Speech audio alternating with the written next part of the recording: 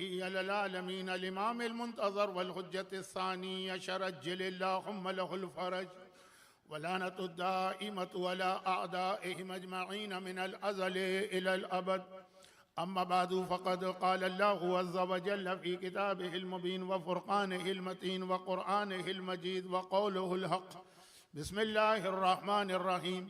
वमा अरसलना मिन रसूलिन इल्ला लियुताअ बिइज़्निल्लाहि वलौ अन्नहुम ज़लमू अनफुसहुम जाऊक फस्तग़फ़रुल्लाह वस्तग़फ़र लहुमुर रसूल लवजदुल्लाह तव्वाबर रहीम। फला वरब्बिका ला युमिनूना हत्ता युहक्किमूका फ़ीमा शजरा बैनहुम सुम्मा ला यजिदू फ़ी अनफुसिहिम हरजम मिम्मा क़ज़ैत व युसल्लिमू तस्लीमा।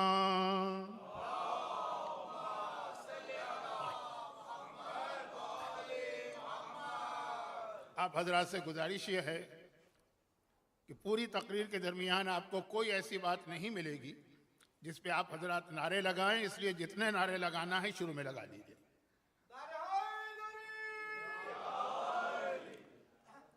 बस सफदरी खैबरी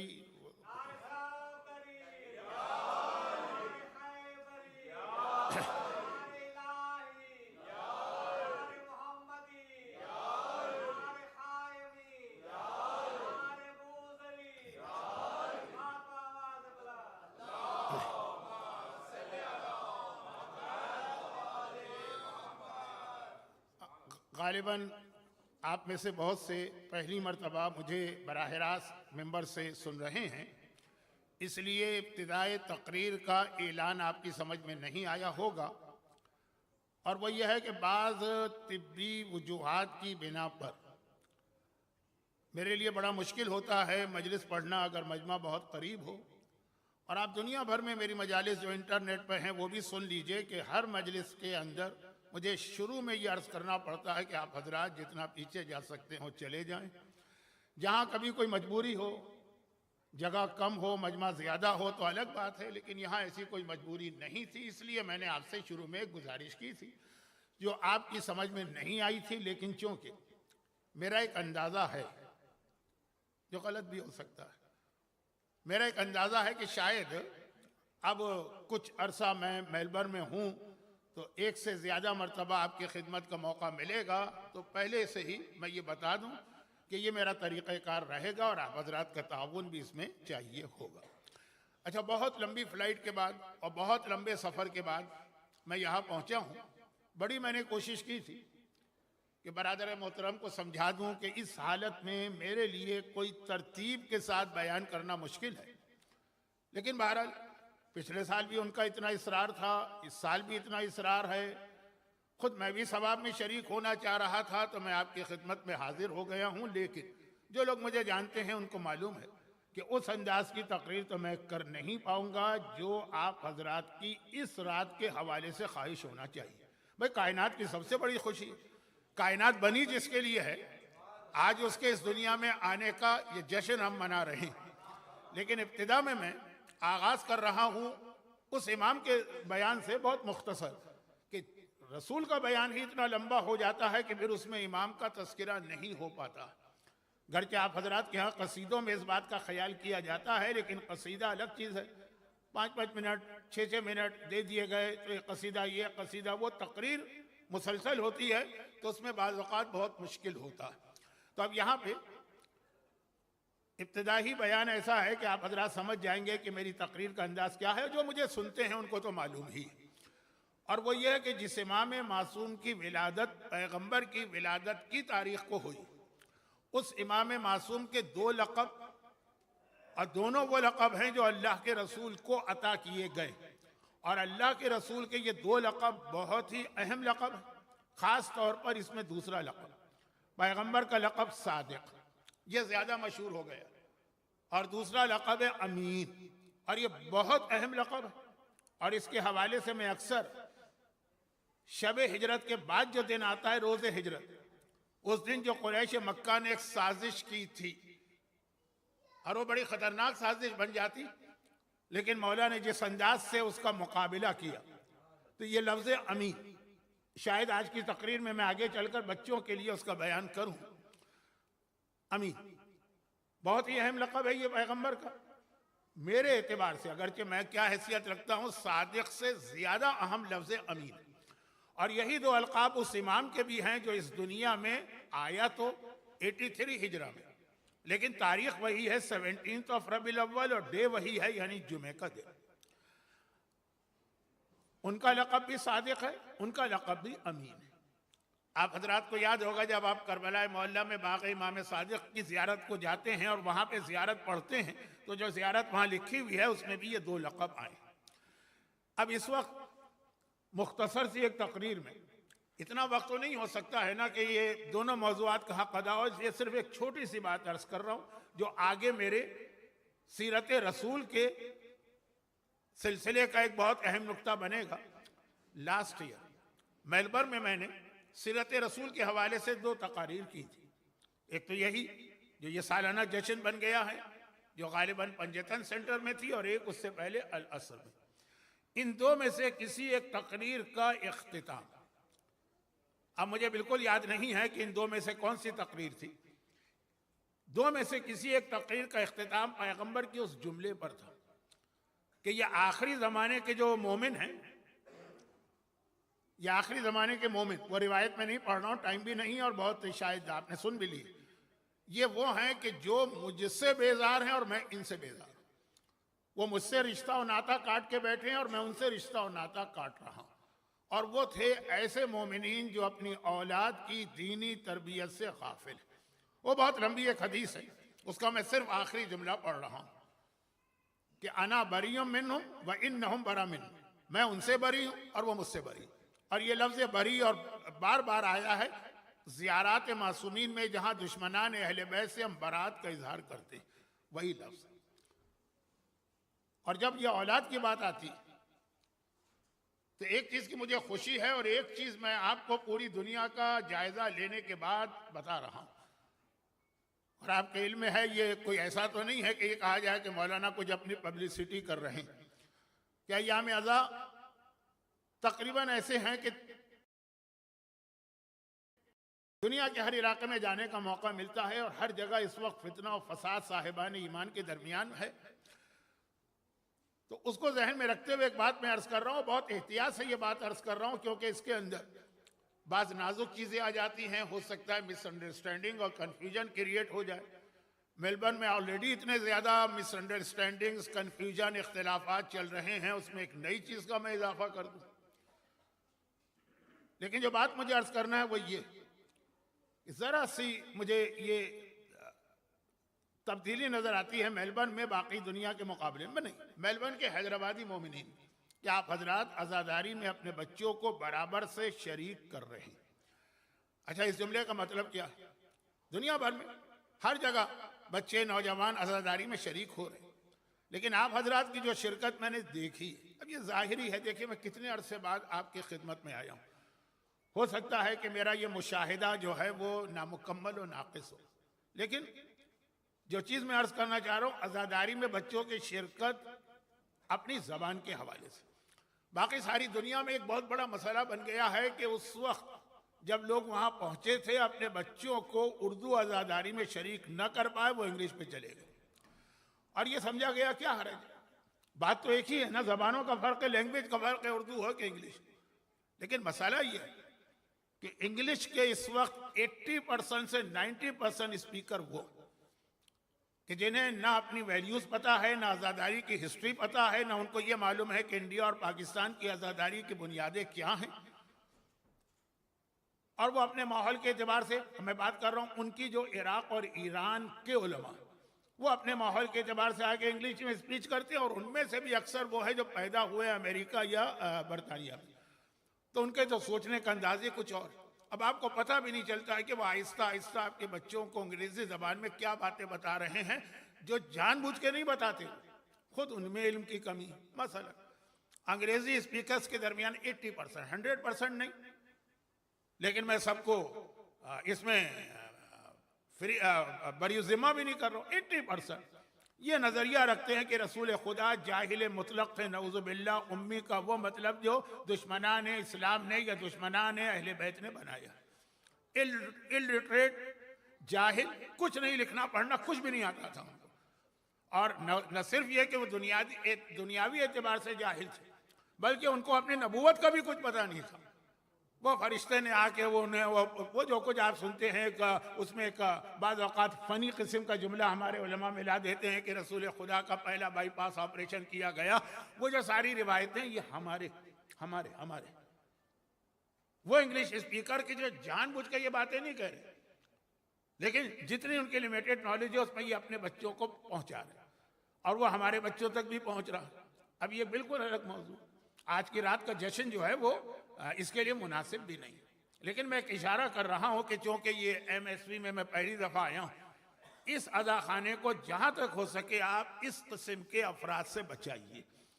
अच्छा, इंग्लिश में बहुत अच्छे स्पीकर भी, इतने अच्छे कि उर्दू में भी नहीं, लेकिन उन अच्छे स्पीकर में भी मसलन एक बहुत ही मशहूर नाम है, मैं नाम नहीं लेना चाहता, मैं सिर्फ ये बता रहा हूं कि क्योंकि अभी आप हजरात जैसे जैसे अज़ा खाना तरक्की करेगा, आपके बच्चे जो हैं वो बड़े होंगे, उनकी भी एक डिमांड होगी इंग्लिश की, तो अगर आपने इन उर्दू स्पीचेस से उनको दूर कर दिया तो आपको वो डिमांड पूरी करना होगी। लेकिन अगर इसमें आपने बिठाया तो चाहे उनकी ज़बान इस वक्त अंग्रेज़ी हो गई हो, लेकिन आहिस्ता आहिस्ता अल्फाज कान में पढ़ते रहेंगे, कुछ समझ में आता रहेगा। तो खैर, जो बात मैं अर्ज़ करने जा रहा हूँ, वाकई एक इंग्लिश स्पीकर है जो मेरा बहुत एहतराम करते हैं और मैं उनको बहुत ज़्यादा इज्जत देता हूं। और जहां कहीं लोग पूछते भी हैं कि मौलाना आपने एक बात तो एक शोशा जो छोड़ दिया, तो आप हमें कोई नाम तो बताइए ना कि आपके एतबार से कौन ऐसा है जो सही है। अब जो चंद नाम मैं बताता हूं उनमें से एक नाम, और बहुत मशहूर नाम है और बहुत अच्छा नाम, लेकिन मेरा उनसे एक बात पे इख्तिलाफ होता है कि वो हर साल अय्याम अज़ा में कहीं भी अशरा पढ़े एक मौजू को बिला वजह छेड़ देते।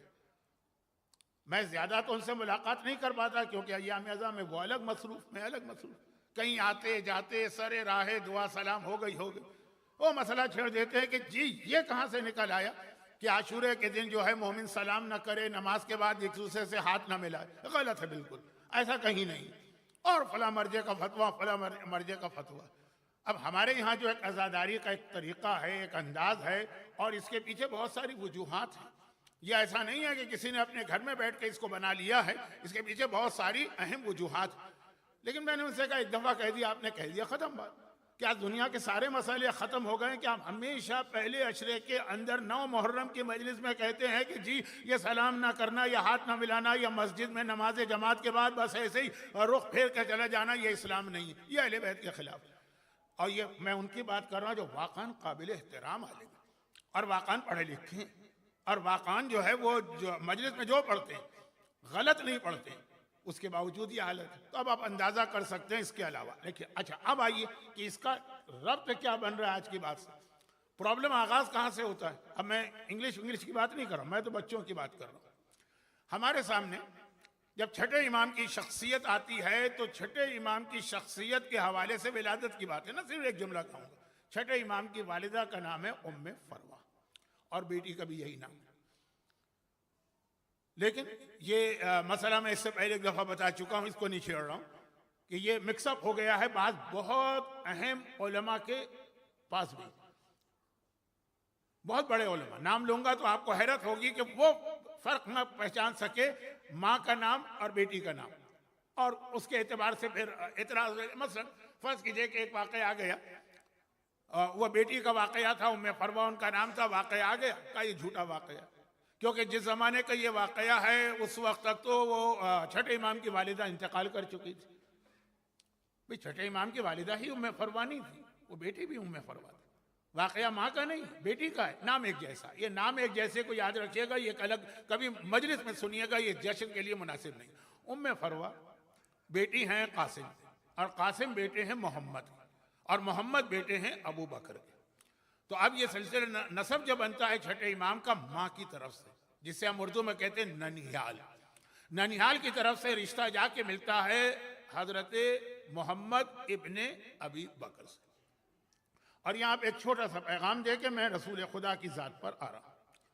छोटा सा पैगाम यह है कि हजरत अबू बकर, उनको जहन में रखिएगा, ख़ानदान अहले बैत की एक खातून वो उस खानदान में जाती हजरत अबू बकर, और हजरत अबू बकर के ख़ानदान की एक खातून इस खानदान में आती बनी हाशिम।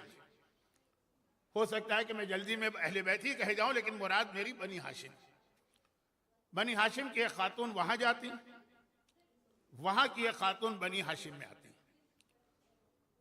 और ये माओ का जो रोल है ना, ये तरबियत जो औलाद की बात हुई इसके हवाले से, जो खातून बनी हाशिम से जाती हैं खानदान हजरत अबू बकर, उन्होंने देखिए कितनी बड़ी तब्दीली पैदा की। और जो खातून बनी हाशिम की में आती है इस खानदान से, उन्होंने कितना गजब ढाया। मोहम्मद इब्ने अबी बकर की वालिदा कौन है? अस्मा बिनते उमैस। ये छठे इमाम की तकरीबन समझिए कि मैं दादी की बात कर रहा हूं या परदादी की बात कर रहा हूं। अस्मा बिनते उमैस जाफर तैयार की बेवा थी, जनाब हमजा की साली भी बनती है एक रिश्ते से, बहुत करीब इस खानदान। जाफर तैयार की शहादत के बाद शादी हजरत अबू बकर से होती है, मोहम्मद पैदा होते हैं।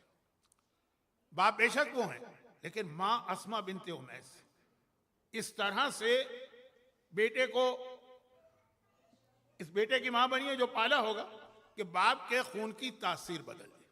मोहम्मद इब्ने अबू बकर मौला कायनात के इंतहाई मुखलिस, यानी इससे ज्यादा क्या होगा कि मौला ने कहा कि हसन हुसैन के बाद मेरा तीसरा बेटा मोहम्मद।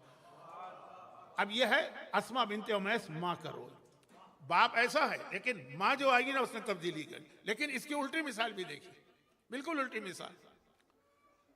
मौलाए कायनात के अहम तरीन और मुखलिस तरीन और वफादार तरीन सहाबियों में एक नाम है जुबैर। जुबैर कौन? पैगंबर इस्लाम और मौला की फूफी है सफिया, उनके बेटे सगे फूफीजाद भाई हैं, फर्स्ट कजिन है, खानदान बनी हाशिम के हैं जुबैर। और मौला के इतने चाहने वाले थे कि जिस वक्त शहजादी कौनैन पर वो मसाइब ढाए गए जो मोमिन सुन नहीं सकता, वो सारे जो मसाइब ढाए गए, वो दरवाजा जलना और वो, और जो कुछ भी आप उलमा से एक जुमला सुनते हैं कि हम लोग बहुत एहतियात से वो मसाइब पढ़ते हैं, उनमें से बहुत सी तफसीलात में हम जा भी नहीं पाते हैं, मर जाएंगे, बर्दाश्त नहीं हो सकता। बहुत ही फिल्टर करके, बहुत ही उसको जो है ऐसा कि काबिल बर्दाश्त हो जाए, आदमी के लिए तहम्मुल कर सके। वो मसाइब जब ढाए जा रहे थे, उस वक्त सबसे ज्यादा किस शख्स ने रिएक्शन शो किया और गोया समझिए कि जालिमों को कत्ल कर दिया?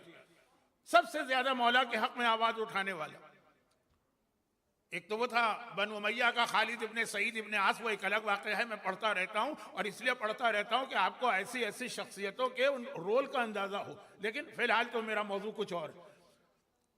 लेकिन जुबैर तलवार निकाल के चढ़ दौड़े थे उस दुश्मन के ऊपर, मौला न रोकते तो शायद उसी वक्त खातिमा कर देते।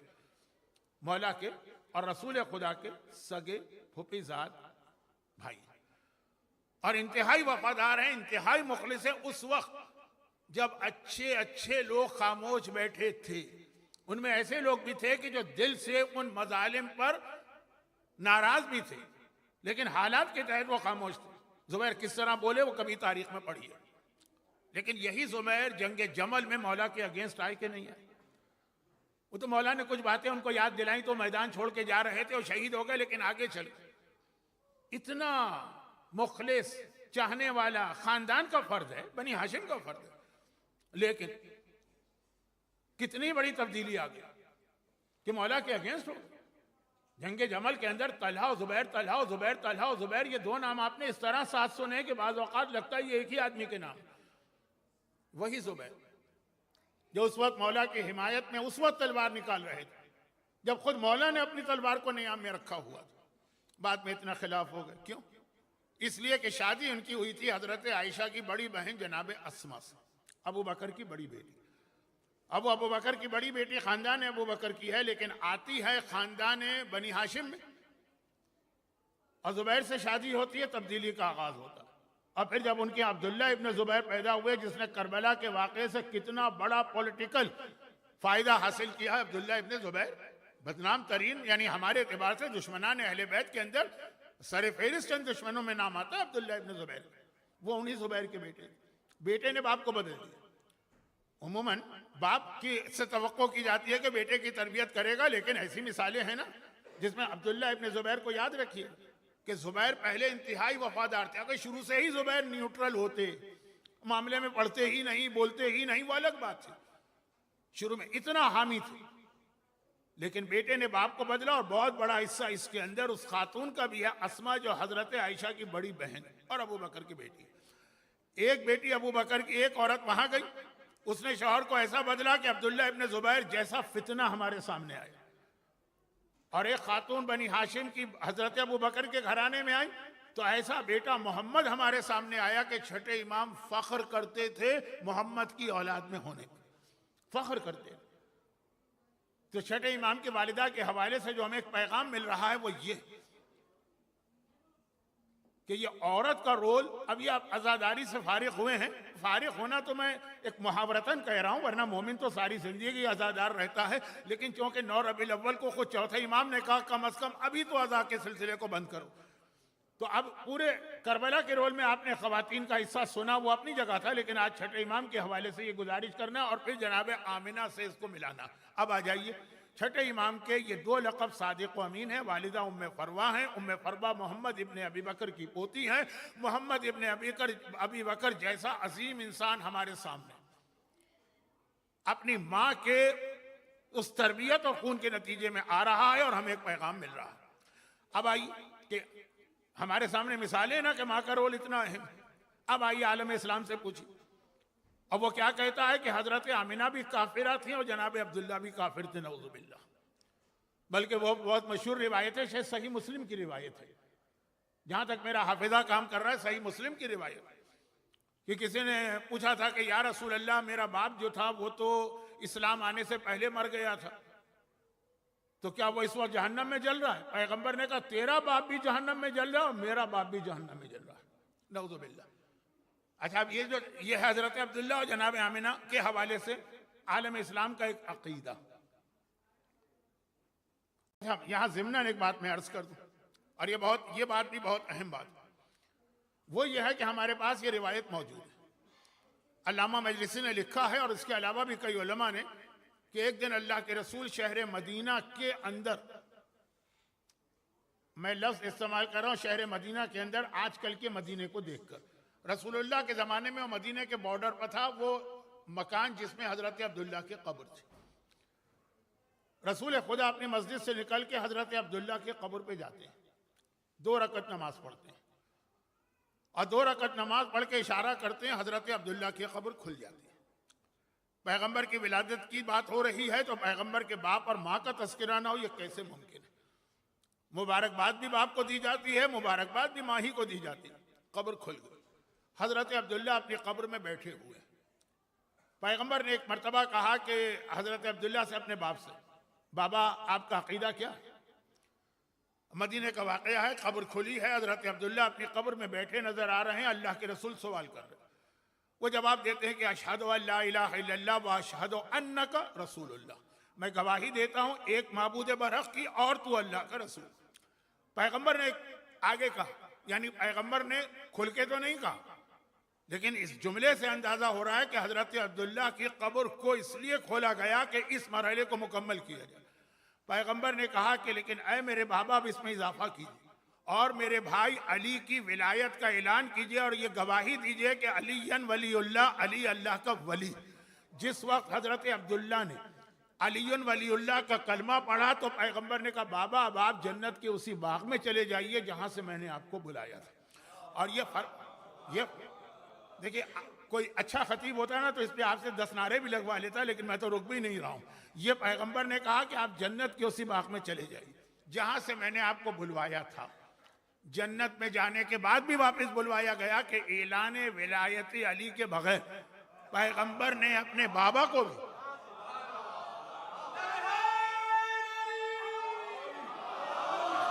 एक रिवायत नहीं दूसरी रिवायत भी, कब्र बंद हो गई, पैगंबर वापस मस्जिद में गए। अच्छा, अब जो लोग मदीने जा चुके हैं, बहुत लोग गए हैं, अब तो आजकल उम्रा कितना आसान हो गया, बाबू सलाम से मस्जिद क़मामा की जानिब चले तो आधे रास्ते पे वो जगह थी जहां हजरत अब्दुल्ला की कब्र थी, मैंने देखी भी थी। और फिर वो कब्र जब तोड़ी गई सऊदी हुकूमत ने तो हजरत अब्दुल्ला की मैयत तरोताज़ा निकली, जिसे जन्नतुल बकी में शिफ्ट किया गया। इंटरनेट पे यूट्यूब पे आपको अब बहुत गवाहियां मिल जाएंगी। खैर, अब आइए एक और रिवायत सुनिए। अल्लाह के रसूल मक्के की जानिब जा रहे हैं, जाते जाते रास्ते को थोड़ा सा बदला और अबवा की तरफ चले। मदीने से मक्के के रास्ते में तकरीबन हाफ वे पे अबवा आता है। अबवा थोड़ा सा मेन रोड से हटकर, वहां पे जनाब आमिना की कब्र, पैगंबर इस्लाम जनाब आमिना की कब्र में, सेम रिवायत। और एक मरतबा 2 रकत नमाज पढ़ी और नमाज पढ़ के इशारा किया, कब्र खुल गई। जनाब आमिना अपनी कब्र के अंदर बैठी हुई नजर आ रही। पैगंबर ने उनसे भी यही सवाल किया कि आपका अकीदा क्या है? अशहदु अल्ला इलाहा इल्लल्लाह व अशहदु अन्नका रसूलुल्लाह। बेटा मैं गवाही देती हूँ एक माबूद बरहक की और तेरी रिसालत की। पैगंबर ने फिर उनसे कहा, और आप ये बताइए कि अब आपका वली कौन है?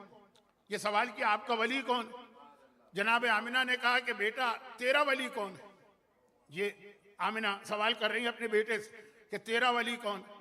कहा कि मैंने अपने बाद उम्मत पे वली अपने भाई को बनाया है, तो आप भी उसकी विलायत की गवाही दीजिए।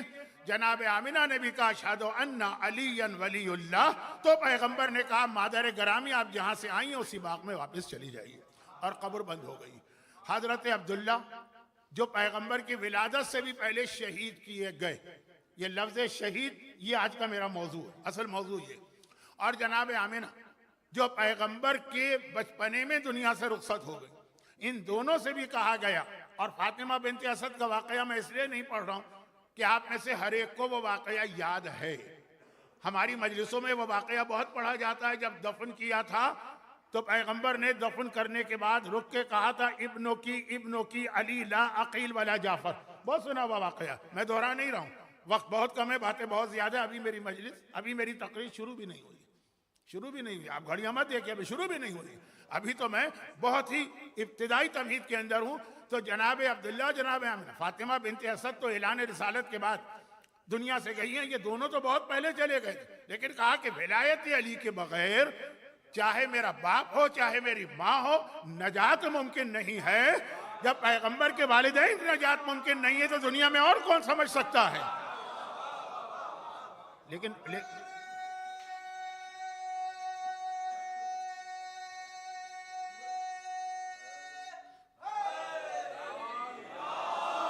लेकिन विलायत अली है क्या? आज मैं जश्न विलादत रसूल पढ़ रहा हूं, 13 रजब नहीं है, लेकिन मेरा ये सवाल कि तो पैगंबर के बाप और माँ के बारे में हमारा अकीदा बिल्कुल वाज़ेह हो जाए, इसमें कोई कंप्रोमाइज नहीं है, कोई इसमें कंफ्यूजन नहीं है, इसमें कोई हमें इख्तिलाफ नहीं है। लेकिन जो इसमें आखिरी पैगाम विलायत, तो विलायत अली है क्या? देखिए विलायत अली असल विलायत नहीं।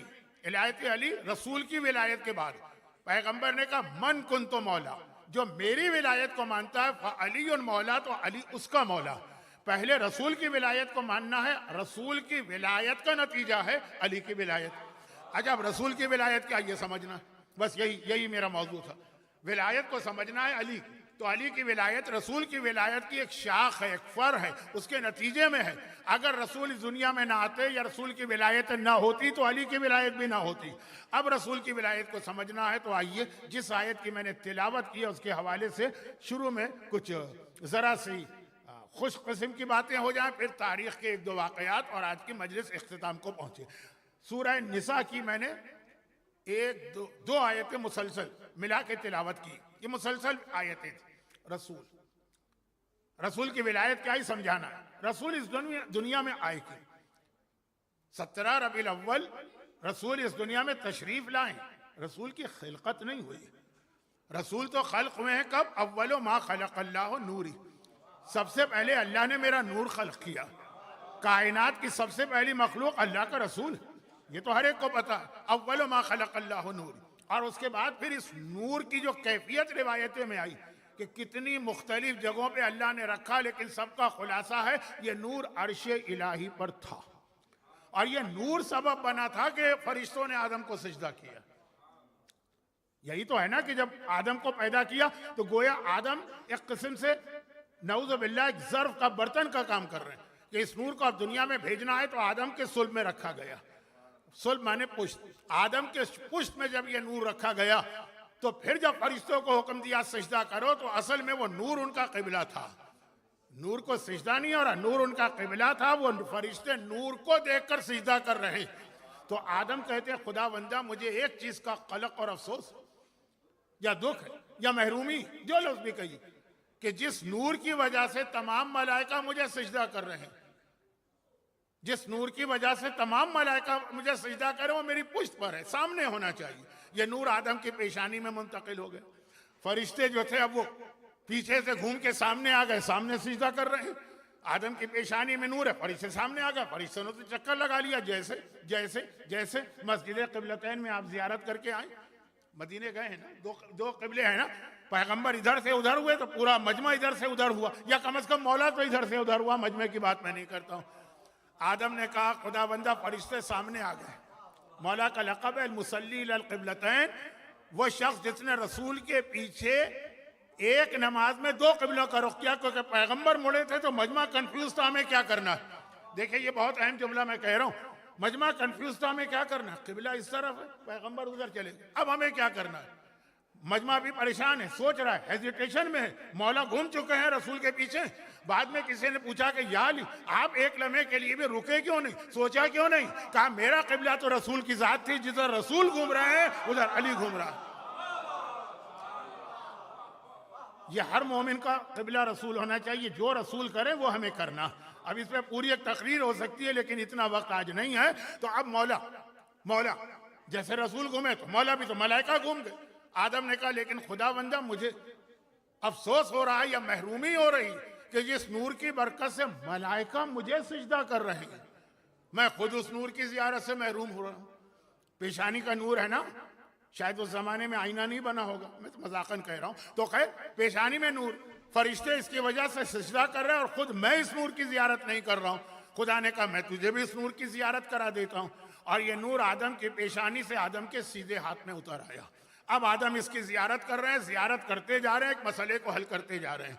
और वो ये कि जब नूर हाथ में उतरा तो हाथ की 5 उंगलियां थी। अब ये नूर 5 उंगलियों में गया होगा तो पंजतन बने होंगे, और 5 उंगलियों में 14 पोरे हैं, जब 14 पोरों में गया होगा तो 14 मासूम बने होंगे।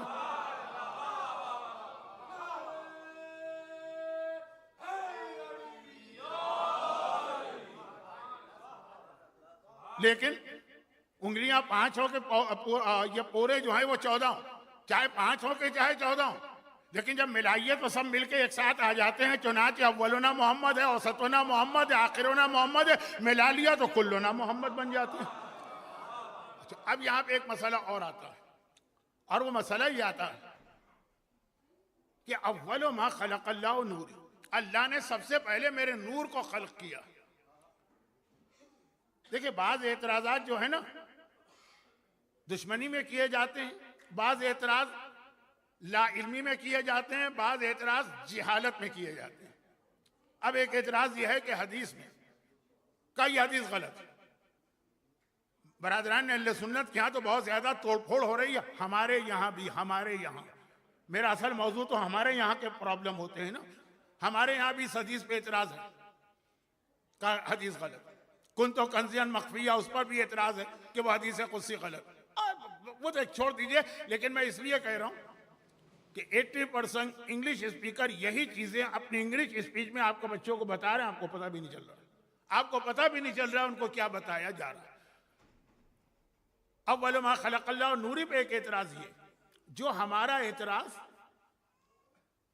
उन पर है। एक एतराज ऐसा है कि हम उन पर एतराज करते हैं, वो पलट कर हम पर एतराज करते हैं, लेकिन दोनों एतराज में फर्क है।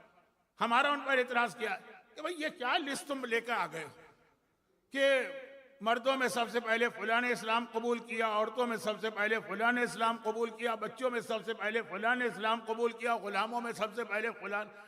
अव्वल तो एक ही होता है, ये कहां से तकसीम के मर्दों में ये अव्वल, तो ये सब अव्वल हो गए, 4 के 4 अव्वल बना दी। तो अव्वल हमेशा एक होगा, चाहे वो मर्द हो, चाहे वो औरत हो, चाहे वो बच्चा हो, चाहे वो गुलाम हो। ये 4 कैटेगरीज कैसे बना दी? 4 तो अव्वल नहीं आ सकते, अव्वल हमेशा एक होता। इनमें से अव्वल कौन है ये बताओ, नहीं कहते नहीं मर्दों में ये, औरतों में ये, एक बताओ, चाहे औरत बता दो, चाहे गुलाम बता दो, लेकिन एक तो हमेशा एक होता। इसका जवाब कोई नहीं है उनके पास, लेकिन वो हम पर से एतराज करते कि आप कह रहे हैं अव्वल मा खलक़ल्लाहु नूरी, सबसे पहले नूर रसूल खल्क हुआ। मगर आप ही की किताब में दूसरी हदीस है, अव्वल मा खलक़ल्लाहुल अक़ल, अल्लाह ने सबसे पहले अक़ल खल्क़ की। आप ही की किताब में अव्वल मा खलक़ल्लाहु, अल्लाह ने सबसे पहले मोती खल्क़ की। अव्वल मा खलक़ल्लाहु रूह, अल्लाह ने सबसे पहले रूह खल्क़ की। अव्वल मा खलक़ल्लाहुल क़लम, अल्लाह ने सबसे पहले कलम खल्क़ किया। भाई अव्वल तो एक होता है ना, अल्लाह ने एक ही चीज खल्क़ की होगी सबसे पहले, सेकंडों से चाहे फर्क पड़ जाए। मैं अक्सर 40 के हवाले से एक जुमला अपने मसाइब के दरमियान अर्ज करता हूँ। न ये मसाइब का वक्त है, न ये 40 का दिन है, लेकिन एक जुमला अर्ज करता हूँ। और वो जुमला ये है कि मैं हर नेकी में आपको अहले बैत हमेशा सबसे पहले नजर आएंगे। वो जो एतराज है उसको रोकी, हमेशा सबसे पहले अहले बैत नजर आएंगे हर नेकी। कोई भी इस्लाम की नेकी देख लीजिए सिवाय करबला की जियारत का। ये मसाइब का जुमला होता है। मैं रिवायतों की ज्यादा तफसील में नहीं जा रहा। करबला की जियारत के अंदर जो है आपको नजर आएगा जाबिर इब्ने अब्दुल्लाह अंसारी पहले हैं, चौथे इमाम उनके बाद। चाहे बहुत थोड़ा फर्क है, थोड़ी सी देर का फर्क है, शायद मिनटों का फर्क हो, शायद इससे भी कम का अगर कोई लफ्ज हो तो, मगर जाबिर अव्वल हो गए और चौथे इमाम उनके बाद हो गए। ऐसा कैसे? तो जो मैं अक्सर मजलिस में पढ़ता हूं और अभी भी मैं 40 में 3-4 जगह पढ़ के आया हूं, वो इसलिए कि जाबिर को यहां पे आज की इस तकरीर में फिलहाल जो मेरे जहन में अभी तकरीर का खाका है उसमें जाबिर का बहुत अहम तस्कीर आने वाला है, लेकिन फिलहाल मैं वादा नहीं कर पाता। तो जाबिर पहले आ गया, जबकि हर नेकी में अहले बैत अव्वल। उसकी एक वजह से, और वजह यह थी कि परवरदिगार के इल्म में तो है ना, ज़ियारत हुसैन पर सबसे बड़ा एतराज ये होगा कि ये बिदअत है। हराम का एतराज नहीं होगा, मतलब बिदअत का मतलब हराम होता है, लेकिन लफ्ज़ हराम नहीं आएगा, आएगा ये बिदअत है। अच्छा, हमने पूछा बिदअत किसे कहते? कहा हर वो काम जो रसूल ने ना किया हो और असहाबे रसूल ने ना किया हो। रसूल कर ले तब भी बिदअत नहीं है, रसूल ना भी करें, असहाबे रसूल कर ले तब भी बिदअत नहीं है। जो आजकल आप यूट्यूब पे देखेंगे बरादरान अहले सुन्नत में झगड़े चल रहे हैं कि ईद मिलादुन नबी बिदअत है कि बिदअत नहीं है, तो जो कहते हैं बिदअत नहीं है वो दलील में असहाब के वाकयात कोट कर रहे हैं कि उन्होंने ईद मिलाद मनाई। तो कहा कि बिदअत वो है जो अमल असहाब ने किया वो बिदअत नहीं, जो अमल असहाब ने न किया वो बिदअत है। तो अब यह कि चौथे इमाम के बदले जाबिर को अल्लाह ने सबसे पहला जाहिर बनाया कि भाई जाबिर तो साहबी रसूल है, अगर जाबिर ही अमल कर रहा है इसका मतलब करबला की ज़ियारत बिदअत नहीं हो सकती।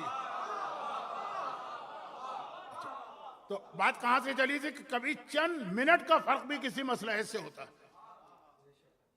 अब वापिस आ जाइए, जो असल बात थी कि यहां जो है कि अव्वल अल्लाह ने क्या चीज पैदा की। भाई 5 चीजों के नाम रिवायत में आ गए, सेकंड का फर्क हो जाता नहीं, 5 के 5 को अव्वल कहा गया, कैसे मुमकिन है?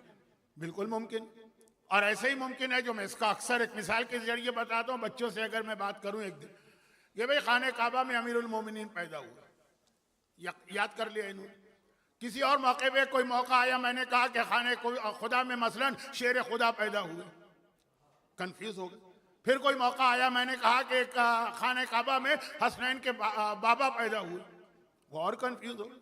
फिर कोई और मौका आया, मैंने कहा खाने काबा में अली इब्ने अबी तालिब पैदा हुए, वो और कंफ्यूज हो। फिर कोई और मौका आया, मैंने कहा खाने काबा में कातिल मरब अंतर पैदा हुआ, वो और कंफ्यूज हो गए। मैंने कहा बच्चों भाई कंफ्यूज क्यों हो रहे हो? कहा कि आपने एक दिन कहा था अमीरुल मोमिनीन पैदा हुए, अगले दिन आपने स्टेटमेंट बदल दिया, कहा शेर खुदा पैदा हुए, तीसरे दिन स्टेटमेंट बदल दिया और कहा कि मसलन अली इब्ने अबी तालिब पैदा हुए। तो भाई खाने काबा में क्या ये अलग अलग ये 5-6 आदमी पैदा हुए? आप तो कहते हैं एक पैदा हुए और 5 आदमियों के नाम ले लिए। मैंने कहा बेटा कंफ्यूज ना हो, मैंने नाम 5 अलग अलग टाइटल इस्तेमाल किए हैं, ये नाम अलग अलग है, जात एक ही है, वही एक अली है, वही अमीरुल मोमिनीन है, वही शेर खुदा है, वही अबू तालिब का बेटा है, वही हसनैन का बाबा है, वही कातिल मरब अंतर है। चीज एक है, नाम अलग है। तो वहां भी चीज एक है, नाम अलग है कि जब उसकी वजह से कायनात में जिंदगी आई तो उसको कहा गया रूह पैदा हुई है। जब कायनात में सोचने की सलाहियत आई, कहा कि वो अक्ल है। जब कायनात को जीनत मिली, कहा कि वो मोती है। जब कायनात की तकदीर उसके हाथ में आई, कहा कि वो कलम है। और जब कायनात जगमगा उठी तो कहा वो नूर मोहम्मद वाले मोहम्मद है। अब सबसे पहले वो नूर पैदा हुआ, लेकिन उसको इस दुनिया में भेजना है 17 रबीउल अव्वल को। अब आ जाइए जरा एक सख्त जुमला, लेकिन वो कुरान की, क्यों भेजना? मैं इसको बहुत मिसालों के साथ बयान करता हूं इस नुक्ते को, लेकिन इतना वक्त नहीं, इसलिए मैं मिसालें छोड़ देता हूं आपके लिए। बस एक ही जुमला मेरा काफी होगा। आप हैदराबाद दक्कन छोड़ के यहाँ मेलबर्न में क्यों आए? क्या वजह है? कौन सी ऐसी मुसीबत नाजिल हो गई थी? कौन सा ऐसा मसला? नहीं, मुसीबत भी नाजिल हुई तब भी यहाँ क्यों आए? आप क्यों किसी अफ्रीका के जंगल में ना चले गए जहां जाके आराम से आप बैठ जाते? कि इंसान की फितरत में यह है कि हमेशा वो जिस जगह को अपने एतबार से वो खराब समझता है वहां से अच्छी जगह की तरफ हिजरत करता है। अगर आपको अफ्रीका के मुल्क की नेशनलिटी भी मिल रही होती और ऑस्ट्रेलिया की, आप खुद बताइए ईमानदारी से आप किस मुल्क की नेशनलिटी को कबूल करते हैं सिटीजनशिप? और मिल भी रही है अफ्रीका के बाद ममालिक की। बशर्त यह है कि आप ऑस्ट्रेलियन सिटीजनशिप छोड़िए, आपको वहां की नेशनलिटी मैं दिलवाता हूं, लेकिन पहले छोड़िएगा ये आप। तो ये इंसान की फितरत के खिलाफ है। फितरत यह है कि हमेशा जिस जगह को अपने ख्याल में वो अच्छा नहीं समझ रहा। मैं इस तफसील में नहीं जाता हूं कि हैदराबाद अच्छा है कि मेलबर्न अच्छा है, कराची अच्छा है कि सिडनी अच्छा है। अपने हिसाब से जो चीज को समझता है कि इससे बेहतर है वहां जाता है। तो अब सवाल ये है, कोई फर्श वाला अर्श पे जाए तो तरक्की हुई, लेकिन अर्श वाला अगर फर्श पे आ रहा है, जो अर्श वाला है, जो अर्श इलाही पर है, वो जो हमारे यहाँ शब मेराज के बारे में पढ़ा जाता है ना कि अल्लाह के रसूल 7वां आसमान तय किए और उसके बाद आगे बढ़े और फिर सिदरतुल मुंतहा आ गई। सिदरा अरबी में कहते हैं पेड़ के दरख्त को, मुंतहा कहते हैं कि आखिरी, जिसको आजकल हमारे यहाँ पाकिस्तान में सियासी दुनिया में एक लफ्ज इस्तेमाल होता है रेड लाइन। भाई वो फला पर्सनैलिटी हमारी रेड लाइन है, इसको क्रॉस ना करना। या मजहबी दुनिया में जैसे हम कहते हैं कि आजादारी हमारी रेड लाइन, हर चीज पे हम कॉम्प्रोमाइज करेंगे, इसको क्रॉस नहीं करना। मुंतहा, सिदरतुल मुंतहा वो एक बेरी का दरख्त अल्लाह ने लगाया है ना पहचान के लिए कि भाई इसके आगे कोई नहीं जा सकता। जिब्राइल भी वहां आके रुक गए थे। लो जावस तो अनमुलतन ला तरक्तो, अल्लाह के हबीब अगर मैं एक पोर के बराबर भी बढ़ा तो जल जाऊंगा। रुक गए थे, रसूल आगे बढ़े थे। और हमारे उलमा एक जुमला कहते हैं, जुमला अदबी जुमला है कि जहां जिब्राइल के पर जल रहे थे वहां मोहम्मद नालैन पहन के चल रहे थे। वहां जा रहे हैं, जिब्राइल के पर जले जा रहे हैं और रसूल जा रहे हैं। तो वो अर्श इलाही पर पहुंचे, शब मेराज नहीं, वो तो वहीं के थे। लेकिन जब अर्श इलाही पे पहुंचे तो एक जुमला और आप उलमा से सुनते हैं, वो आज और मुझसे भी सुन लीजिए। मैं खुद बता रहा हूं कि मेरा जुमला नहीं, उलमा से सुनते। लेकिन मैं चाह रहा हूं कि अब जो मैं 2-4 खुश्क बातें कहने वाला हूं, उससे पहले जरा सा आप हजरात को थोड़ा सा जोश में ले आऊं, उसके बाद अपनी बात पे आता हूं। वहां पहुंचे जहां जिब्राइल भी कहे, हाथ जोड़ के कहता या रसूल अल्लाह, इससे आगे तो मैं नहीं बढ़ सकता, ये मेरी हद है, ये रेड लाइन है, इसको मैं क्रॉस नहीं कर सकता। अल्लाह तरक तो मेरे बालों पर जल जाएंगे। वहां रसूल, अब रसूल वहां पे है तो रसूल जहां पे खड़े हैं जरा नीचे झांक के देखिए, क्या मालूम हुआ? रसूल के नीचे दुनिया, फिर उसके बाद पहला आसमान, फिर एक एक करके 7 आसमान, उसके बाद फिर यह है कि वो जन्नत और बैतुल मामूर, उसके ऊपर रसूल सिदरतुल मुंतहा, वहां पे रसूल पहुंचे ना। अब रसूल पहुंचे, हमने रसूल को भी देखना शुरू किया। नीचे से ऊपर देख रहे हैं ना, रसूल के पैर, पैरों पे रसूल की टांगें, टांगों पे रसूल का शिकम मुबारक, शिकम मुबारक पे रसूल का सीना, सीने पे रसूल की गर्दन और सीने के दाएं और बाएं पैगंबर के कंधे, और जब कंधों पे देखा तो वहां अली के कदम नजर आ रहे हैं।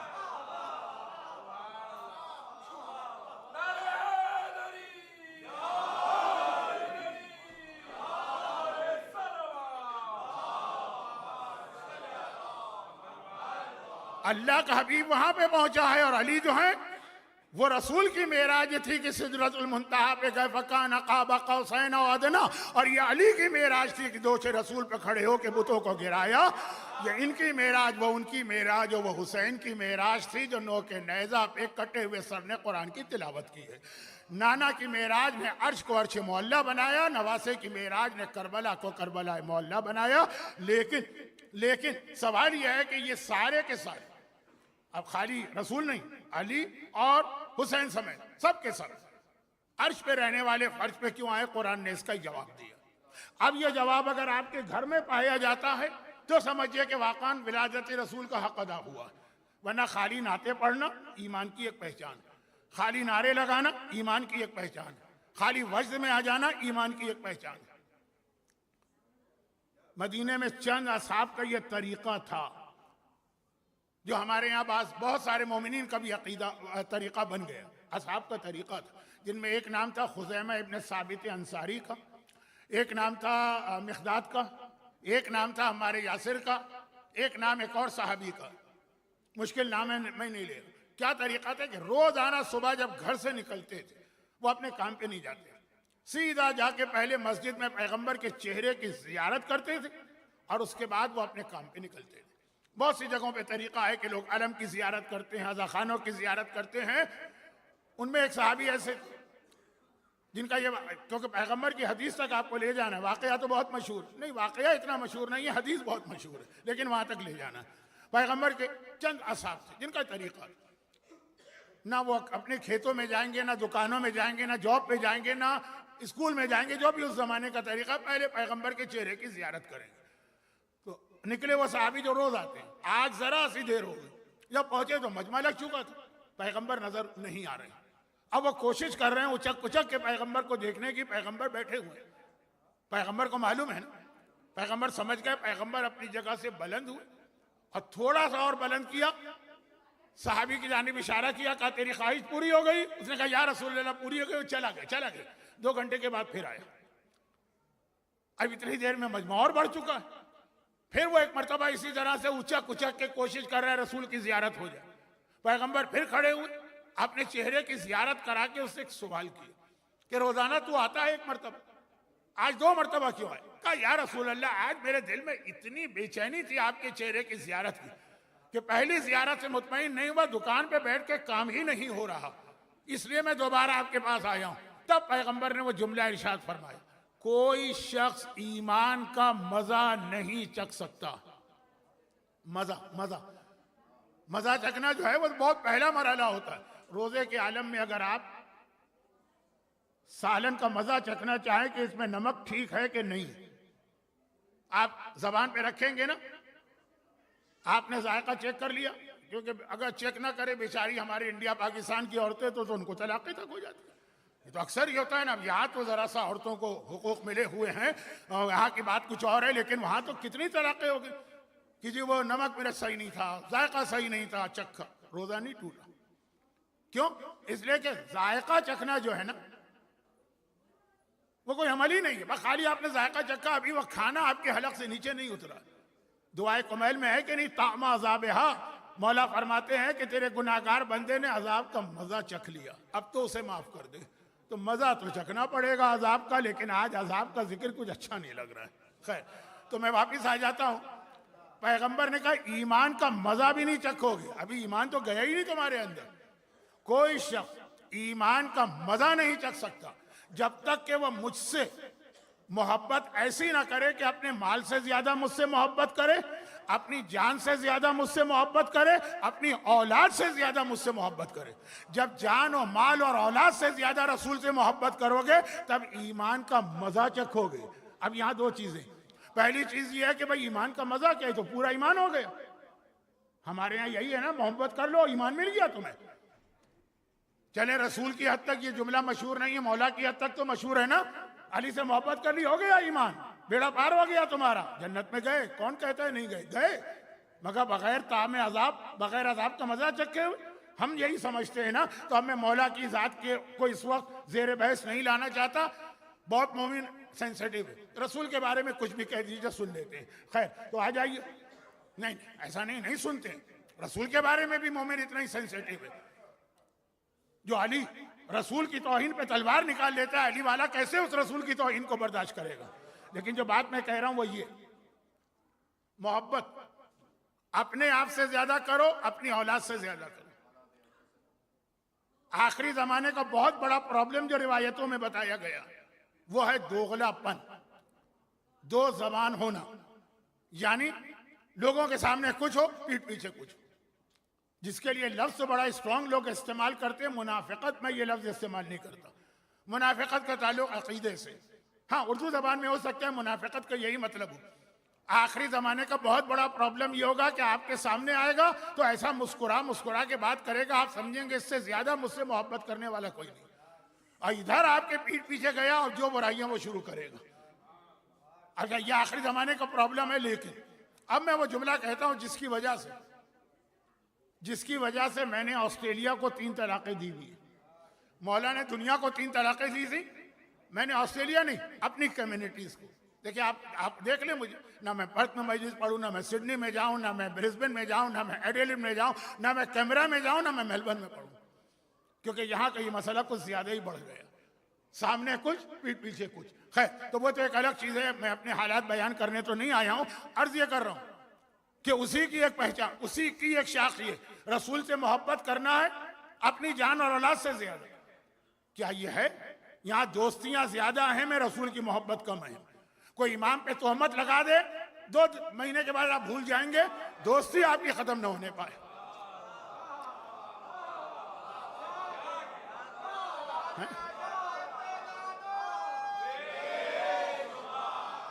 अच्छा, मुझे ऐसा लगा मैं कुछ कह गया।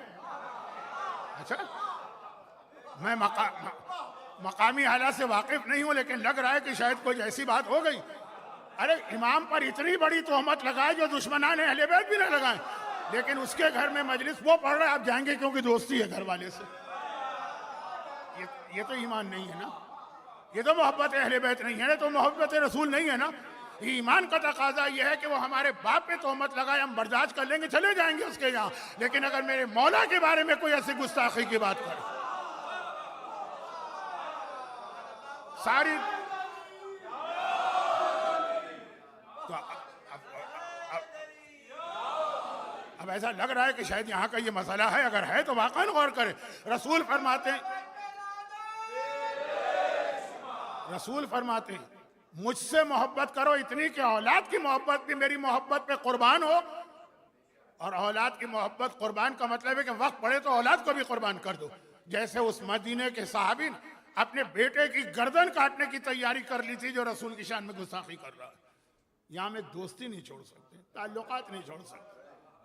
खैर, अब ये तो बात कहीं और चली गई, अभी तो बात शुरू नहीं हुई, अब शुरू हो रही है बात। वो ये है कि अल्लाह का रसूल, इसके मोहब्बत का एक तकाजा है कि आपको पैगंबर का जिक्र सुन के खुशी होती है, नारे लगाते हैं, कसीदे पढ़ते हैं, ये मोहब्बत की निशानियां हैं। लेकिन सवाल ये पैदा होता है क्या रसूल इस दुनिया में इसलिए आए हैं कि अपनी मोहब्बत हमको सिखाएं? कुरान क्या कह रहा है? वमा अरसलना मिन रसूलिन इल्ला लियुताअ बिइज़्निल्लाह। अर्श इलाही पर रहने वाले हमारा रसूल जो इंतहाई, अब वो 12 हिजाब बताए गए हैं जिनमें अल्लाह का रसूल अर्श इलाही पे रहा। वो तफसील नहीं बता सकता, रिवायत में कई दफा पढ़ भी चुका हूं।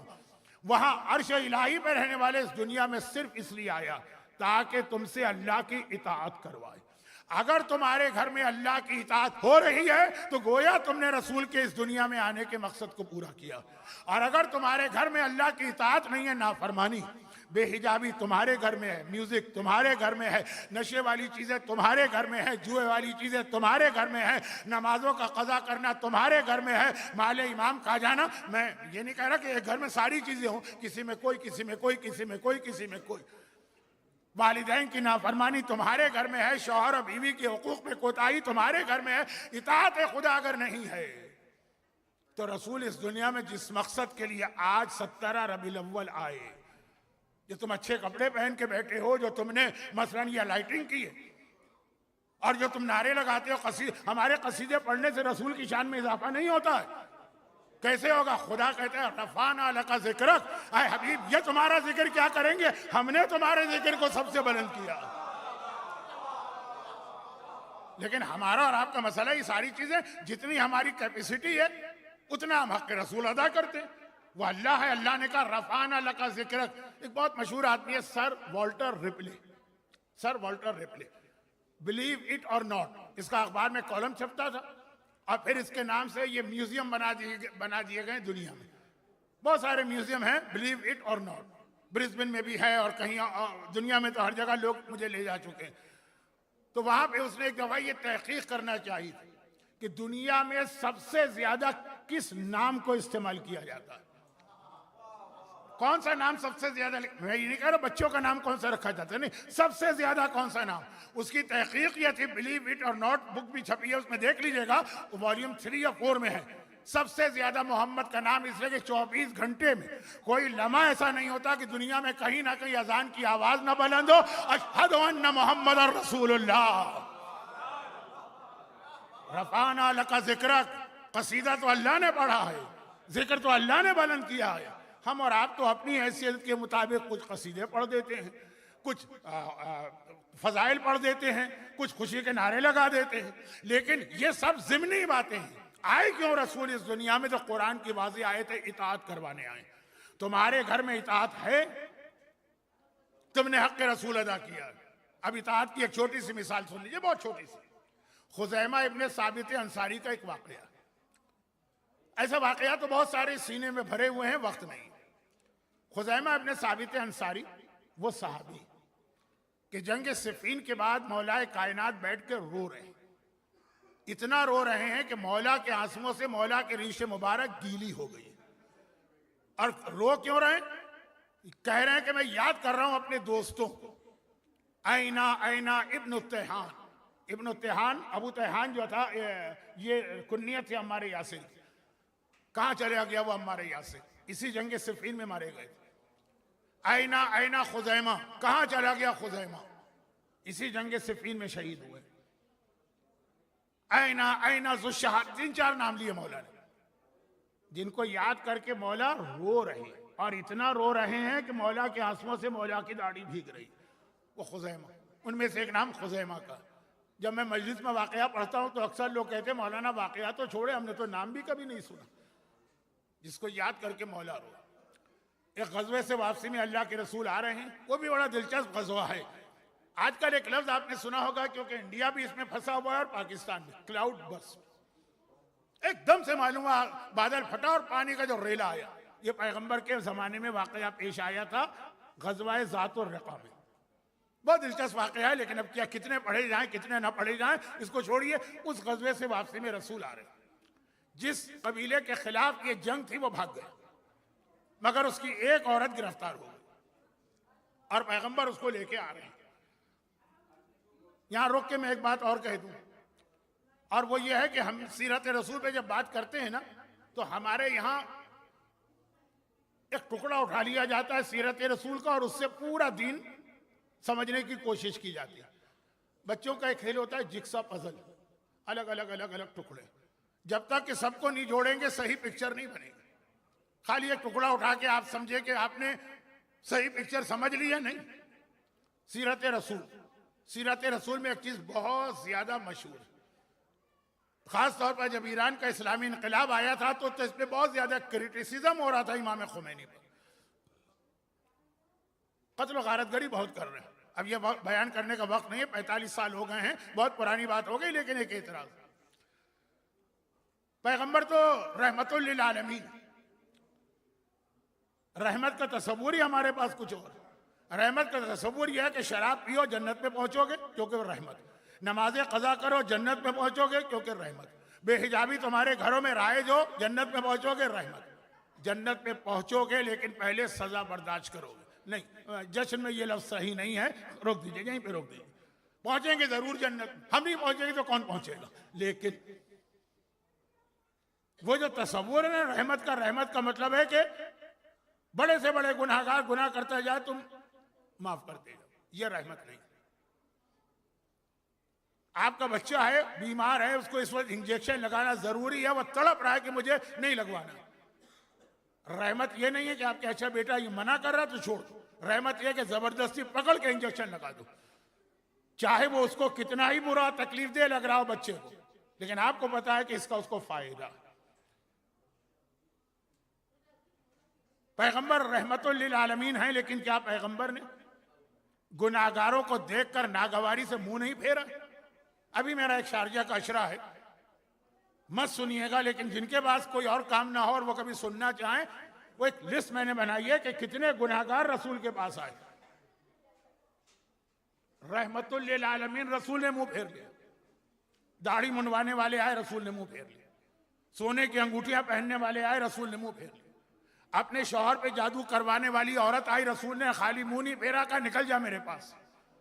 कब्र खोद कर एक मैयत की बेहुरमती करने वाला आया, पैगंबर ने निकाल दिया अपने पास। भाई सबकी आखिर में कोई ना कोई वजह निकलती, कोई सबब निकलता, लेकिन वाकयात हैं। वो बेटा कि जो माँ की नाफरमानी कर रहा था, पैगंबर ने उसके कमरे में आग जलाकर कहा कि इसको इस आग में फेंक दो बच्चे को। रहमतुल लिल आलमीन रसूल। वाकयात का एक सिलसिला है, मैं तो पूरा अशरा पढ़ के आया हूँ। आप हजरात डरिए नहीं, मैं एक अशरा आपके सामने एक मजलिस में नहीं पढ़ूंगा, लेकिन वाकयात है। और तो और देखिए, ये इनकम्प्लीट हिस्ट्री सुनने का नतीजा। ये पैगंबर ने जब मक्का फतह किया तो सबको माफ कर दिया। कौन कहता है माफ किया? 11 आदमियों के लिए कहा कि अगर ये काबे का पर्दा पकड़कर उसके पीछे छुप जाए, काबे का पर्दा होता है ना, काबे का पर्दा और दीवार के बीच में जाके छुप जाए, वहां भी इनको कत्ल कर दिया। जिसमें 4 या 5 वो औरतें थी जो पैगंबर की शान में गुस्ताखी किया करती थी। रहमत है, लेकिन रहमत का भी एक मकसद और मतलब होता। कभी किसी पर जबरदस्ती करना उसके हक में रहमत होता। चौथे इमाम का वाकया इसलिए नहीं पढ़ रहा हूं, छठे का होता तो पढ़ लेता कि इमाम ने बेटे से कहा अपनी माँ को रस्सी से बांध के घर में कैद कर दो, ये उसके लिए रहमत है। माँ को रस्सी से बांध के घर में कैद करके लॉक कर दो, ये रहमत है। तो रहमत का हमारे यहाँ तसव्वुर ही बिल्कुल उल्टा तसव्वुर। कोई आदमी तबीब की दवा इस्तेमाल नहीं करेगा। रहमत का यही मतलब है कि बच्चा मना करता है तो मना कर, बहलाकर फुसलाकर पहले आप राजी करते, न माने तो फिर सख्ती करते। ऑस्ट्रेलिया में न कीजिएगा, कानून के खिलाफ है, लेकिन एक जर्नल एक बात कर रहा हूं। अब आ जाइए औरत। जिन 4 औरतों को या 3 औरतों को पैगंबर ने कहा काबे के पर्दे के पीछे हो, वहां भी कत्ल कर दो, वो गुस्ताखे शान रिसालत थी। तो इस जंग में सिर्फ एक औरत पकड़ी गई, जंग ही नहीं हुई, कबीला भाग गया, औरत को छोड़ गया, पैगंबर इसको गिरफ्तार करके ले चले। अब ले चले तो रात का वक्त हो गया, पैगंबर ने खीमा लगाया और कहा कि मैं आराम करने जा रहा हूं, कोई है मेरी हिफाजत करने वाला। देखिए, इस्लाम में असबाब की बहुत अहमियत है। तवक्कुल का मतलब ये नहीं कि सब चीज अल्लाह पे छोड़ो, कि अपने आप पूरा इंतजाम करो। है कोई मेरी हिफाजत करने वाला? 2 साहबी खड़े हो गए, एक मक्के में से अम्मार यासिर और एक मदीने के खुज़ैमा। मैं ये बता रहा हूं, इताअत, कुरान ने कहा रसूल आए इस दुनिया में इताअत कराने के लिए। 2 खड़े हो गए। वो जो औरत थी ना, उसका शौहर किसी काम से गया हुआ था, जब वापस आया पता चला मेरा सारा कबीला तो भाग गया, मेरी बीवी को छोड़ गए और मेरी बीवी पकड़ ली गई। अब वो अपनी बीवी को रिहा करवाने के लिए आया। मोहब्बत थी उसे अपनी बीवी से, या ये कि उसकी गैरत का मसला होगा, बात जगह ये भी होता है। वो आ रहा, वो पीछे पीछे छुप छुप के चल रहा। दिन का वक्त है, पूरा लश्कर है ना, पैगंबर तो एक कबीले से जंग करने आए थे, पूरा लश्कर, हिम्मत नहीं पड़ रही है एक अकेला आदमी। रात का वक्त आया, अंधेरा छा गया, देखा लोग अपने खेमों में चले गए, ये पैगंबर का खेमा है। उसने सोचा मैं इनके खेमे में जाऊंगा, इन पे काबू पाऊंगा, इन्हें पकड़ूंगा और इनके बदले में अपनी बीवी की रिहाई का मुतालिबा करूंगा। ये होता है। अच्छा, इधर पैगंबर ने कहा कि मैं तो सोने जा रहा हूं, थका हुआ हूं, कोई हिफाजत करेगा? अम्मार यासिर और खुज़ैमा इब्न साबित ने कहा हम तैयार। पैगंबर चले गए, ये दोनों खेमे के बाहर आपस में तय किए कि हम भी थके हुए हैं और ये कि पूरी रात जागने का फायदा क्या है। ऐसा करो कि आधा आधा कर लो, आधी रात एक जागे दूसरा सोए। एक आदमी काफी है खेमे को देखने के लिए, खुला मैदान भी है, और फिर वो जो है वो सो जाए, दूसरा जाग गया। बहुत बिल्कुल ठीक, अकल की बात है, कॉमन सेंस तय हो गई। खुज़ैमा की बारी पहले आ गई थी, वो उन्होंने पहरा देना शुरू किया पैगंबर के खेमे का। बज़ाहिर तो खुला इलाका है ना, कोई ऐसा खतरा नहीं है, तो एहतियातन एक तदबीर। तो अब क्या करते, नमाज शुरू कर। और नमाज में सूरह कहफ की तिलावत इन्होंने की, ये भी लिखा हुआ है तारीख। बहुत अहम सूरह है सूरह कहफ, जिसके अंदर जिसको आका हुसैन के कटे सर ने बाजार कूफा में तिलावत किया। पूरा सूरह नहीं, शुरू की 5 आयत वो पढ़िए, और आखिरी 10 आयतें मासूमीन ने फरमाया कि अगर कोई दज्जाल से बचना चाहता है, दज्जाल से, तो ये आखिरी 10 आयतें हफ्ते में एक बार पढ़ा कर। बल्कि बाद रिवायतों में सैटरडे का दिन भी बताया गया। खैर, क्यों सैटरडे के दिन बहुत अहम है मोमिन के लिए, दज्जाल के लिए। फ्राइडे को इमाम ज़माना आएंगे, सैटरडे को दज्जाल आएगा, लेकिन वो मौजू कहीं और चला जाएगा, वापस आ जाओ। तो अब इन्होंने सूरह का, क्योंकि आधी रात तक नमाजें पढ़ना है तो लंबे लंबे सूरह ही पढ़ेंगे ना, ये तिलावत कर रहे। वो जो शौहर है वो एक दरख्त के पीछे, अब वो सहरा अरब में अफ्रीका की तरह के दरख्त तो होते नहीं, वो झाड़ियां होती है, झाड़ी के पीछे छुपा खड़ा, ये नमाज पढ़ रहे। उसने कहा एक आदमी है, अगर मैं इनको मार दूं ना तो कोई है ही नहीं दूर दूर तक, उसने एक कमान में तीर लगा के तीर फेंका। खुजैमा के बदन में ये तीर पेवस्त हो गया। नमाज पढ़ रहे तीर लग गए। अच्छा, अब आजकल बहुत से मसले ऐसे हैं जो आज हमारा बच्चा भी जानता है। अभी तो इस्लाम का आगाज है, उस वक्त तो मसले सामने भी नहीं आए। खुजैमा ने नमाज कंटिन्यू की। वो रुकू में पहुंचे, उसने दूसरा तीर फेंका जिनको रुकू में लगा। जूं तू करके इन्होंने रुकू कंप्लीट करके समय अल्लाह लिमन हमीदा सजदे में गए। उसने तीसरा तीर फेंका, इनके बदन में तीसरा तीर भी लगा। लेकिन कोई अनाड़ी किस्म का तीर अंदाज था कि बिल्कुल ठीक जगह नहीं लग रहा था, जो आदमी के लिए क्या वो फैटल हो या जिंदगी लेने वाला हो, लगा जिसमें 3 तीर लगे। इन्होंने जल्दी से अपने सजदे करके खुजैमा ने नमाज कंप्लीट की, इताअत रसूल। अब इस दौरान वो तीर चला रहा है, इनके बदन में तीर लग रहा है, ये तीर खींच रहे, कुछ खड़खड़ाहट, कुछ सरसराहट, कुछ आवाजें हुई। अम्मार यासिर की आंख खुल गई। उन्होंने देखा कि खुजैमा जख्मी खड़े, ऐसे जख्म नहीं कि मौत करीब हो, लेकिन खून बह रहा है जिस्म में 3 जगह से और तीर खींचे हुए। उसने देखा दूसरा आदमी भी जाग गया है, तो वो तो भाग गए शौहर। उसने देखा अब तो मुमकिन नहीं है, जाके हमारे यासिर ने खुजैमा से पूछा, खुजैमा ये क्या हुआ? कहा कि वो तीर मारे। अरे भाई, जब पहला तीर मारा तो तुम नमाज तोड़ के उसके पीछे क्यों नहीं गए? कहा नहीं, पैगंबर की हदीस थी कि जब मोमिन नमाज शुरू करे तो नमाज तोड़ना जायज नहीं। देखिए, आज हमारा बच्चा भी जानता है जान को खतरा हो तो नमाज तोड़ सकते हैं, लेकिन जबकि बात है उस वक्त इस्लाम का पहला मसला आया था, नमाज शुरू करो, तोड़ नहीं सकते। तो कहा अच्छा, तो फिर ये था कि जरा मैं तुम्हारे करीबी था ना, तुम्हारे करीब था, नमाज में ही मुझे हिला देते या पैर से जरा सा ठोकर मार देते, मैं जाग जाता। कहा पैगंबर की दूसरी हदीस थी कि कोई मोमिन जब तक कि मजबूरी ना हो दूसरे मोमिन को किसी जहमत और तकलीफ में न डाले। मैंने सोचा कि ये तीर मुझे खाली जख्मी कर रहे हैं, मेरी मौत का सबब तो नहीं बन रहा, मैं तुम्हारी नींद क्यों खराब करूं?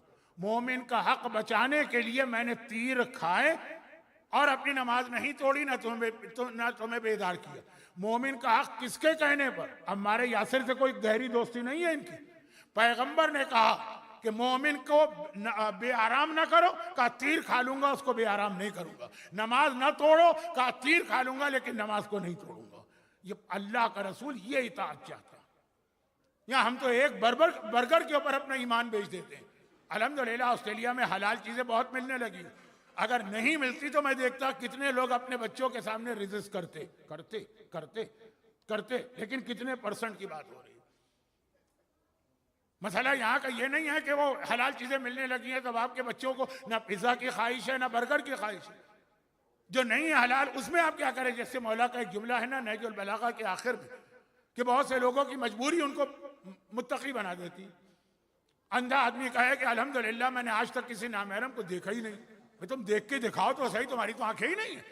तुम्हारा कमाल ये नहीं है कि तुमने नहीं देखा, तुम्हारा कमाल एक कान है ना, ये कहो मैंने आज तक गाना नहीं सुना। बहरा आदमी कहे कि आज तक मैंने गाना नहीं सुना, ये तुम्हारा कमाल नहीं है। तुम्हारा कमाल है तुम्हारी जो जबान। हमारे यूपी में औरतें इसको लल्लो कहती है। जो तुम्हारी लल्लो चल रही है ना, इससे किसी की कीमत ना निकले। तो जो आपके इख्तियार में, मसलन यहाँ हलाल चीजें मिल रही हैं इसलिए आपके बच्चों को वो मसला नहीं है जो अमेरिका में है, बहुत बड़ा मसला। तड़पते हैं बच्चे, हैं वहां पे रेजिस्ट करने वाले, जिहाद करने वाले बच्चे हैं, वालिदैन को रोक देते हैं। लेकिन कितने % आप कहे कि यहाँ आपके बच्चे गाना ना सुनने पाए, यहाँ है कि आपके बच्चे वीडियो गेम्स के अंदर ऐसे गेम ना खेलने पाए जो शरन हराम, यहाँ यह है कि आपके बच्चे नमाज ना कज़ा करने पाए। बच्चे तो मैं सिर्फ इसलिए कह रहा हूं कि बच्चे हैं नहीं, असल में तो पैगाम आपके लिए। तो खुलासा ये कि कुरान कह रहा है कि अर्श इलाही पर रहने वाला हमारा नूरी बंदा फर्श से जमीन पर आया इसलिए ताकि तुमसे अल्लाह की इताअत करवाए। तो अगर इताअत की तो तुमने 17 रबीउल अव्वल का हक अदा किया। और इसमें याद रखिएगा, बिल्कुल मैं आखिरी मरहले में पहुंचा। आज मुझे जनाब आमिना पे कुछ बात करना थी लेकिन अब वक्त नहीं रहा, तो इंशाअल्लाह जिंदगी रही तो फिर कभी आपकी खिदमत करूंगा। और बहुत दिलचस्प 2-3 वाकयात जनाब आमिना के हैं, लेकिन चूंकि उन वाकयात का ताल्लुक इमाम ज़माना से बहुत गहरा है और अब वो तारीखें आ रही हैं जब मैं इमाम ज़माना के मौजू पे आ जाता हूँ। अय्याम अज़ा में करबला के हवाले से बात होती है, रबीउल अव्वल पैगम्बर के हवाले से। आप पहली रबीउल अव्वल से मेरी तकारीर देख लीजिए, सब में रसूल का जिक्र हो रहा है। और इसके बाद इंशाल्लाह जब मजलिसें होंगी तो इमाम ज़माना, तो ये जो चीज़ मैं इस वक्त छोड़ रहा हूँ उसको मैं उससे क्लिक करूंगा, पैगंबर की वालिदा और इमाम ज़माना की वालिदा सिलसिला मिलेगा। इमाम ज़माना की वालिदा नहीं, खुद इमाम ज़माना सिलसिला मिलेगा। अभी सुन लीजिए एक आखिरी बात, और वो ये, अब पैगंबर इस दुनिया में इसलिए आए, अब पूरी आयत का तर्जुमा सुन लीजिए। दुनिया में आज तक आपने ऐसा अनाड़ी खतीब नहीं सुना होगा कि जो आयत पढ़ने के बाद जब बिल्कुल आखिरी वक्त हो जाए, 1 घंटे से ज्यादा हो जाए, तब तर्जुमा करे आयत का। ना आयत का तर्जुमा तो शुरू में होता है। अब आयत का तर्जुमा सुन लीजिए। वमा अरसलना मिन रसूलिन इल्ला लियुताअ बिइज़्निल्लाह, हमने रसूल इसलिए भेजा ताकि लोग अल्लाह की इताअत करें। लेकिन अगर गुनाह कर लो, साथ में सलूशन इलाज भी बता दी, अगर गुनाह कर लो और इनके पास आ जाओ, ये तुम्हारे लिए दुआ करने को तैयार हो, तो तुम देखोगे अल्लाह तुम्हारी तौबा भी कबूल कर रहा है, रहमत भी नाजिल कर रहा है। लेकिन तेरे रब की कसम, आए चल रही, लेकिन तेरे रब की कसम, पहले खुशखबरी दे दी कि आया इताअत के लिए, लेकिन तुम दुनिया में रहते हो, गुनाह तो हो जाएंगे।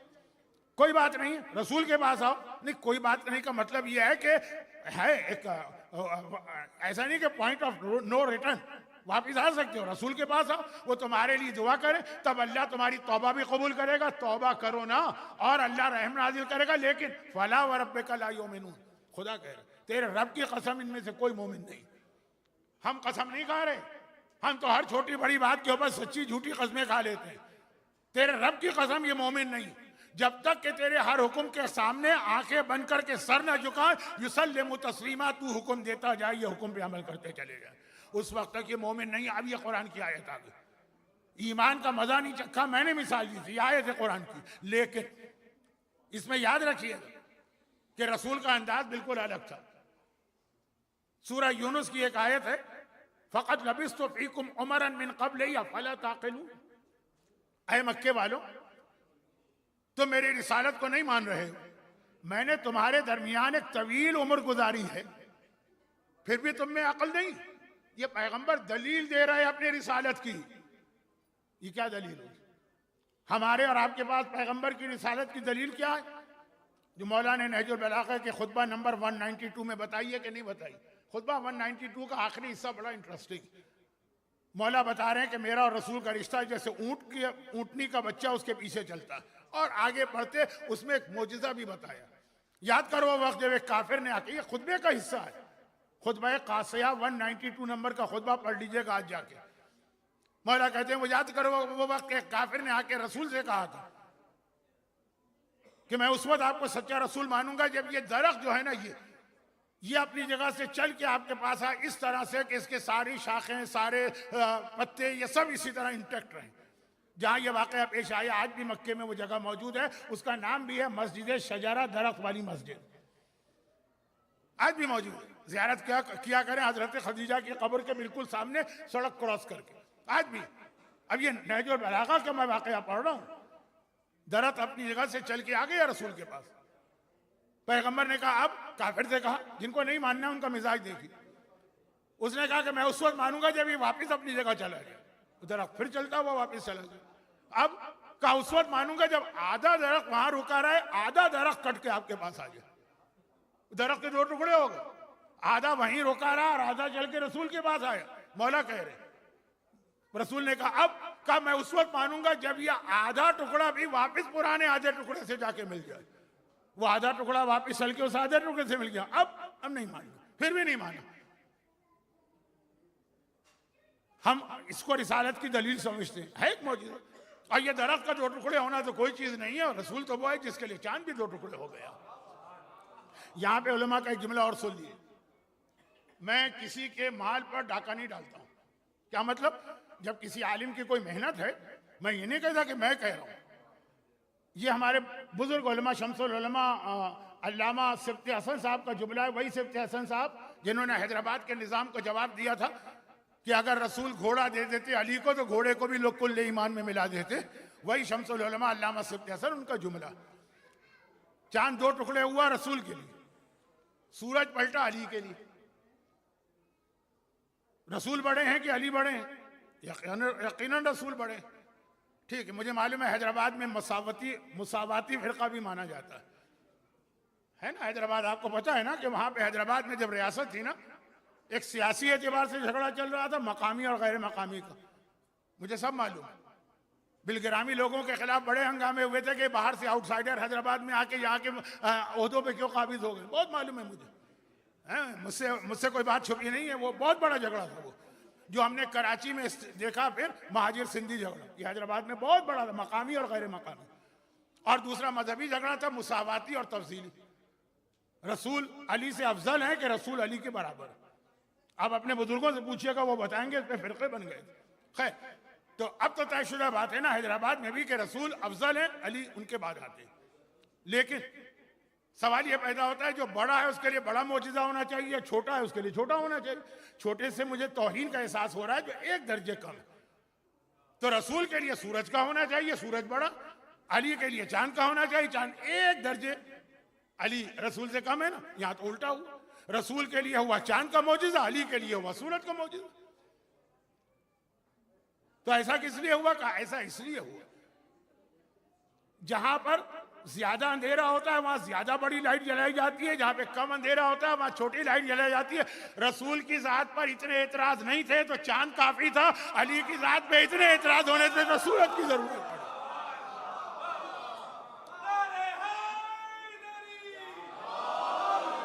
वहां सूरज की जरूरत पड़ी अली के लिए। तो खैर, ये तो ज़िमनी बात आ गई कि हम और आप तो ईमान रिसालत के लिए दलील क्या समझते हैं? रिसालत के लिए दलील समझते हैं चांद का दो टुकड़ा होना है एक दलील, दरख्त का चलना है एक दलील, संग्रेजों का तस्बीह पढ़ना है एक दलील, बकरी का इंसानी आवाज में गवाही देना है एक दलील। मैंने एक दफा गिना था, अल्लामा मजलिसी ने 4445 या इतने ही मौजिज़े लिखे रसूल के, 4500 से ज्यादा एक आलिम ने लिखे।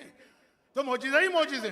लेकिन रसूल अपनी दलील क्या पेश कर रहे हैं कि फ़क़द लबिस्तु फ़ीकुम उमरन मिन क़ब्ल ही अफ़ला ताक़िलून, मैंने तुम्हारे दरमियान इतनी उम्र गुजारी है, अभी भी तुम्हारे पास अकल नहीं है कि मुझ पर एतराज करते हो। ये दलील पेश कर रहे हैं कि 40 साल में तुम्हारे दरमियान रहा, मेरे किरदार में कोई कमी देखी, कोई खामी देखी, कोई खराबी देखी, कोई कजी देखी? आज तक मैंने कोई गलत बयानी की? आज तक मैंने कोई गलत अमल किया? 40 साल मुझे देखने के बाद आज तुम समझ रहे हो कि मैं गलत बात कर रहा हूं? अपनी 40 साल की जिंदगी को जो हम और आप तकाजा कुरान कर रहे हैं, इताअत करो। रसूल 40 साल ऐलान रिसालत से पहले इताअत करके इसे बहैसियत दलील पेश कर रहे हैं। याद रखिए, जो जबान का सच्चा हो उसे सादिक कहते हैं, जो पूरे किरदार का सच्चा हो उसे अमीन कहते हैं। पैगंबर ने अपनी रिसालत के लिए अपने किरदार को पेश किया, कहा अमीन। और यहां पर मौला का एक वाकया सुन लीजिए और उस पर बात खत्म करता हूं। शब हिजरत, मौला बिस्तर पे लेटे, रसूल गए। अगले दिन सुबह हिजरत आई। आपने दो ही बातें सुनी है अगले दिन की। नंबर एक, जब ये कुरैश मक्का दाखिल हुए, बल्कि कुरैश मक्का किया, मक्के के 14 कबीले थे ना, सबका एक एक आदमी पैगंबर का घेरे में लिए हुए थे। वो सब आए, आए अली, रसूल कहाँ?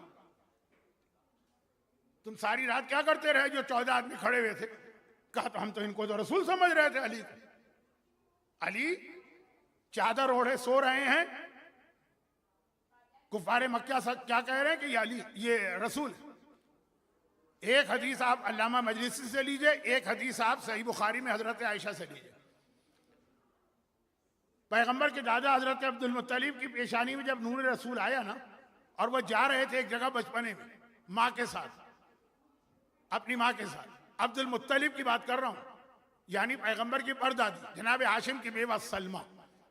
तो डाकुओं ने हमला किया, डाकुओं ने नहीं, यहूदियों ने। रात का वक्त है, अंधेरा है, वो अपने बेटे को बचाना चाहती है। उन्होंने, अब पेशानी पे नूर है, पेशानी पे उन्होंने एक पर्दा डाला, नूर उससे निकला। उन्होंने दूसरी चादर डाली, नूर उससे निकला। उन्होंने तीसरी चादर डाली, नूर उससे निकला। ये अब्दुल मुत्तलिब की बात है, अभी रसूल की बात नहीं हो रही है।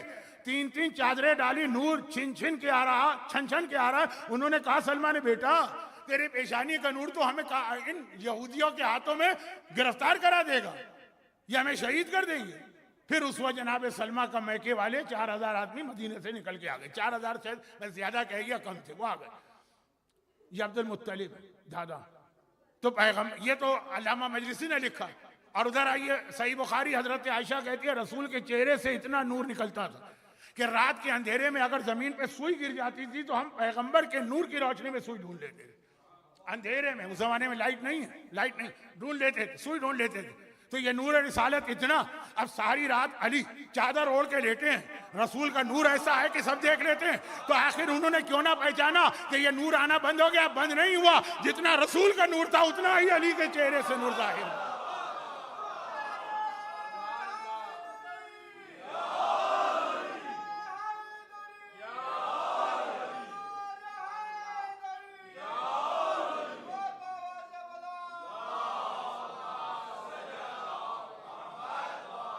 बस अब मैं बात खत्म कर रहा हूं, जब वाकया रह गया तो आइंदा कभी पढ़ दूंगा। इस वक्त जब नूर दुनिया में आ गया, इस नूर के आने की खुशी, परवरदिगारा तुझे वास्ता इस नूर के इस दुनिया में आने का। जो साहिबान ईमान आज की इस महफिल में जमा है, मर्द और औरतें, इस नूर रिसालत की आमद की खुशी में इनके सारे गुनाहों को माफ कर दे अगर कोई गुनाह है। और अरे खुदा, अगर हमारे मरहूमीन, बादशाहों का तरीका है ना कि खुशी के मौके पे कैदियों को रिहा करते हैं, अगर हमारे मरहूम किसी कैद अजाब में अगर